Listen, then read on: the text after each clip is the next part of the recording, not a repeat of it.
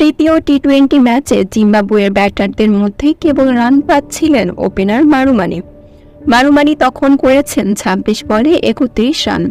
এই সময় part time bowler হিসেবে বোলিং করতে আসেন মাহমুদুল্লাহ রিয়াদ।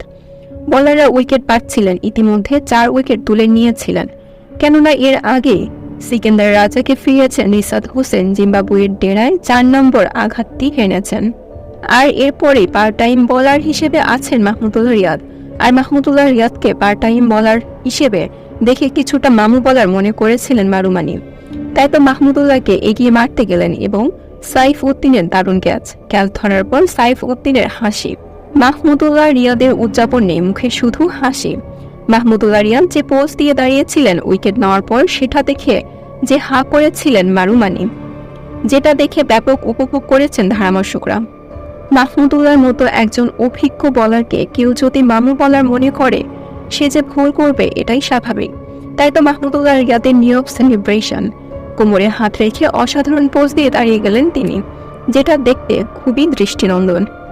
অপরদিকে তৃতীয় টি-20 ম্যাচেও ব্যাটিংয়ে নেমে আরও একবার নিজের দুর্দশা চোখে আঙুল দিয়ে দেখিয়ে দিল বাংলাদেশের ব্যাটাররা। জিম্বাবুয়ের বোলিং লাইন আপের বিপক্ষে দিশেহারা টাইগারদের টপ অর্ডারের ব্যাটাররা আরও একবার প্রশ্নের জন্ম দিল, এই ব্যাটিং লাইন আপ নিয়ে বিশ্বকাপে কতদূর যাবে বাংলাদেশ। জিতলেই সিরিজ নিশ্চিত, হারলে বাড়বে অপেক্ষা। এমন সমীকরণের ম্যাচে জিম্বাবুয়ের বিপক্ষে শুরুটা যেমন ভালো হয়নি বাংলাদেশের। লিটন শান্তর ব্যর্থতায় নড়বড়ে ছিল, তবে মাঝে তাওহিদ হৃদয় এবং জাকের আলী অনেক মিলে বাংলাদেশের মান বাঁচায়।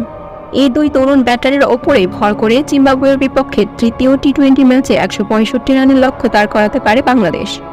দলের হয়ে সর্বোচ্চ ৩৮ বলে ৫৭ রান করেন তাওহিদ হৃদয় এবং ৩৪ বলে ৫৪ রান করে ফেলেন জাকের আলী। আর জবাবে ব্যাটিং করতে নেমে জিম্বাবুয়ের সেই একই দশা। মাহমুদুল্লাহ রিয়াদ যখন মারুমানিকে ফেরান, তখন মাত্র ৬৫ রানের মধ্যে পড়ে যায় ৫ উইকেট। আর এরপর উঠে দাঁড়াতে পারেনি দলটি, কেননা এর আগে দুর্দান্ত বল করেছেন মোহাম্মদ সাইফ উদ্দিন, ফিরিয়েছেন ক্রিক আরভিনকে এবং শুরুতেই ফিরিয়েছেন জিম্বাবুয়ের ওপেনারকে। তাতেই সেই যে ধুঁকতে থাকে জিম্বাবুয়ে এবং শেষ পর্যন্ত তারা মাত্র ৯১ রানের মধ্যে হারায় ৭ উইকেট। এরপর যা হবার তাই হয়েছে, শেষ পর্যন্ত জিম্বাবুয়ে থেমে যায় ১০০ রানে। তাতে বাংলাদেশ জয় পায় ৯ রানে। তবে জিম্বাবুয়ে হারলেও বাংলাদেশের কাঁপুনি তুলেছে, কেননা বাংলাদেশ যখন মনে হয় এখন তারা ম্যাচ জিতে যাবে, তখন তারা ঢিলামো দেয়। আর এই ঢিলামির জন্য অনেক ম্যাচ হারতে হয়েছে বাংলাদেশকে। আজকের ম্যাচও দেখা গেছে সেই চিত্র, তবে শেষ পর্যন্ত রক্ষা হয়েছে।